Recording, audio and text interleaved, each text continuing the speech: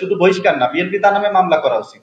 আর একটা বিষয় হচ্ছে যে সরকার প্রশাসনের দুর্বলতা বলতেছে, সরকারকে কি কেউ বাধা দিচ্ছে নাকি জনপ্রশাসন না পুলিশের নিয়োগ দিতে, কিংবা যেখানে যেখানে লোক লাগে 50,000 1 লাখ লোক লোক নিয়োগ দিক, দিয়ে আইন শৃঙ্খলাটা ঠিক করুক না। তারপরে এই আর্মি নামলো রাস্তায়, এই নামে সে নামে সবাই নামে। তো যখন এই যে প্রবলেম গুলো হচ্ছে, এই যে এখন যে এইগুলো যে হচ্ছে, এটার গোড়ায় তো ধরতে হবে।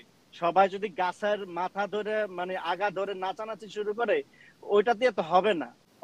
কয়েকটা বিষয় বলবো যে আজকে যেই জামাত যে ইস্যু নিছে যে নির্বাচন যেন না হয়, নির্বাচন একটু দেরিতে হলে এদের সুবিধা।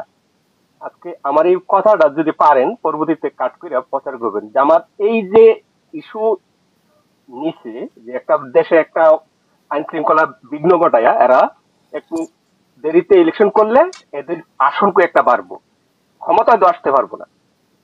এই নীতিতে জায়গা জামাত শুধু বিএনপিকে প্রতিহত করার চেষ্টা করতেছে না, পুরা রাষ্ট্রকে একদম তছনছ করে দেওয়ার মতন নীতিতে চলে গেছে।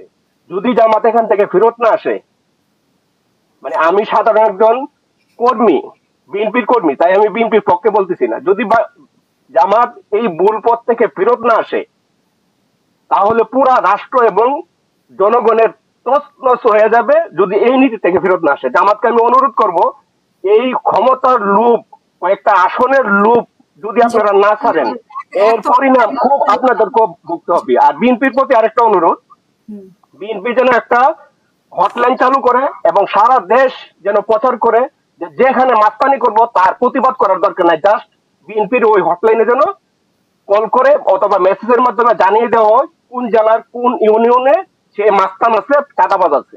জাস্ট এই একটা পদক্ষেপ নিতে বলেন বিএনপি কে।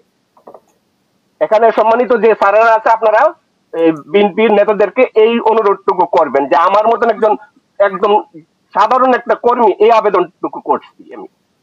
বিএনপির নামে চাঁদাবাজি করে যে বিএনপি কে ভাসানোর রহস্য হচ্ছে, আসলে যদি বিএনপি কে ভাসানোর জন্য যে রহস্য বিএনপির নামে বদনাম করার জন্য যদি হয়, তাহলে বিএনপি বহিষ্কার না করে এই লোকগুলোকে ধরে নিয়ে থানায় কেন দিচ্ছে না, এদের নামে বিএনপির পক্ষ থেকে কেন মামলা করতেছে না? বিএনপি তো পুলিশ দারোগা না। যদি বিএনপির নামে বদনাম করে, বিএনপি পুলিশ কি সব মানে পুলিশ দারোগা না, বিএনপি তো মামলা, বিএনপি তো মামলা করতে পারে। বিএনপির পক্ষ থেকে তাদের নামে মামলা করে তাদেরকে থানায় সোপর্দ করার তো আছে। মনে করেন যে এই বহিষ্কার, বহিষ্কার কিন্তু আসলে যে এলাকায় যে আছে সে নিজেকে তারেক রহমান মনে করে, বহিষ্কার তারা কিছু মনে করে না। যে এলাকার যে নেতা, বহিষ্কার সে কিছু মনে করে না, সে মনে করে এই মুহূর্তে আমি এই এলাকার তারেক রহমান, আমার কথাই সব চলবে। তা বিএনপির পক্ষ থেকে আমার মনে হয় যদি বিএনপি যদি তার অ্যাকশনই নিতে চায়, শুধু বহিষ্কার না, বিএনপি তার নামে মামলা করা উচিত। আর একটা বিষয় হচ্ছে যে সরকার প্রশাসনের দুর্বলতা বলতেছে, সরকারকে কি কেউ বাধা দিচ্ছে নাকি জনপ্রশাসন না পুলিশের নিয়োগ দিতে, কিংবা যেখানে যেখানে লোক লাগে 50,000 1 লাখ লোক নিয়োগ দিক, দিয়ে আইন শৃঙ্খলাটা ঠিক করুক না। তাছাড়া সরকার বলতেছে আমাদের আইন শৃঙ্খলা নিয়ে মানে এইগুলো ঠিক নাই, আমাদের এইগুলো ঠিক। যেটা বলতে চাই স্যার, আপনারা দুজন তো খুব বিজ্ঞ মানুষ। আমি জাস্ট বলতে চাচ্ছি যে এই এই সোহাগ যে হত্যাকাণ্ডটা হলো, সেখানে দেখেন এই যে সরকার নাকি দিয়ে দিছে আর্মিদেরকে লাইক মেজেস্টি পাওয়ার দিয়ে দিছে, তো তারা এত কিছু মানে যেখানে যাওয়ার কথা সেখানে যাচ্ছে না, অন্য অন্য জিনিস নিয়ে তারা করতেছে। এই যে তারপর আবার তার ভাই যেমন বলতেছিল যে ওই বেশি দূরেও না, যে আনসার ক্যাম্প নাকি পাশে ছিল, তো তারা কেন কাছেই ছিল। হ্যাঁ, তারা আনসারের আজকে যিনি উনি তো বললেন যে ওনাদেরকে জানানো হয় নাই, ওনারা যখন জানছে গিয়ে দেখে যে সব শেষ। মানে ওখানে তো টহল পুলিশ ছিল, টহল পুলিশরা কি করছে? তাদেরও তো দায়িত্ব আছে, তাই না? শুধু আপা, আমি যেটা বলতে চাচ্ছি আপা, আপনি তো অনেক বছর মানে এখানে আসলে কারোই কোনো গরজ নাই আইন শৃঙ্খলার ব্যাপারে। মনে হচ্ছে আর কি দেশে এখন মানুষগুলো আসলে কেমনে যে বেঁচে আছে এটাই এখন একটা চিন্তার বিষয়। আপা, আপনাকে তো আমরা অনেক বছর ধরেই ফলো করতেছি, আপনি তো অনেক এই স্বৈরাচার আন্দোলনে অনেক ভূমিকা রাখছেন। যেটা বলতে চাচ্ছি, এই যে দেখেন স্বৈরাচার যাওয়ার পরে এই আর্মি নামলো রাস্তায়, এই নামে সে নামে সবাই নামে। তো যখন এই যে প্রবলেম গুলো হচ্ছে, এই যে এখন যে এইগুলো যে হচ্ছে, এটার গোড়ায় তো ধরতে হবে। সবাই যদি গাছের মাথা ধরে মানে আগা ধরে নাচানাচি শুরু করে, ওইটা দিয়ে তো হবে না। আমার তো গোড়ায় যেতে হবে যে গোড়ায় কি হচ্ছে।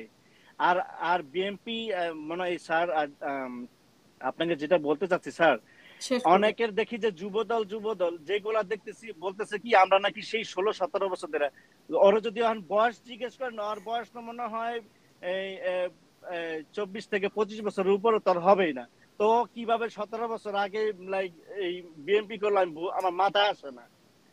অনেক 2010 সাল ধন্যবাদ থেকে আপনাকে যদি আমাদের সাথে যুক্ত আওয়ামী লীগ হওয়ার জন্য। আসার ভালো পরে থাকবেন। আওয়ামী লীগ যেই স্বৈরাচার করছে 17 বছর, তো তখন ওর বয়স কত ছিল?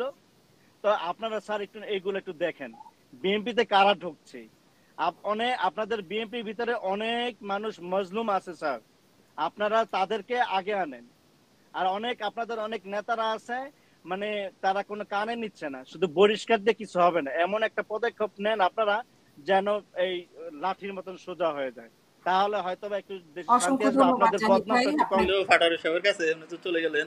হ্যাঁ, এই যে উনি যুক্ত হবে, উনি ওই যে দুদিন আগে মার্ডার করলো, কিন্তু 2 দিন পরে সোশ্যাল মিডিয়াতে আসতো, তো মিডিয়া কি করে?